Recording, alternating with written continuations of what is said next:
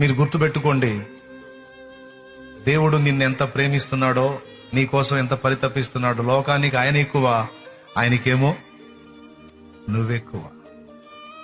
ఇంకొకటి, నువ్వు బాధలు అనుభవిస్తుంటే, ఈ ఒక్క ముక్క కూడా వినండి, నువ్వు బాధలు అనుభవిస్తుంటే ఏమీ పట్టనట్టు ఊరుకునేవాడు కాడు ఆయన.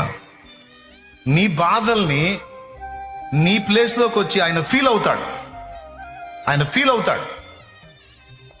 అందుకే నిన్ను ఓదారుస్తాడు ఆయన.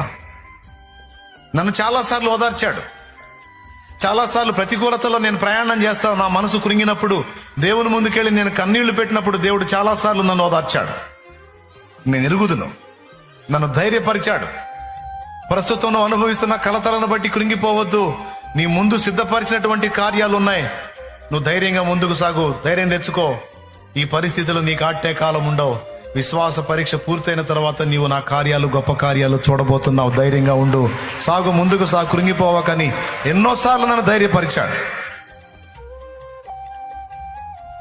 మీకు తెలుసా, ఆయన మన సమస్యలో, మన శ్రమలో, మన ప్లేస్లోకి వచ్చి ఆయన మన వల్లే ఫీల్ అవుతాడని మీలో ఎంతమంది గుర్తించారు?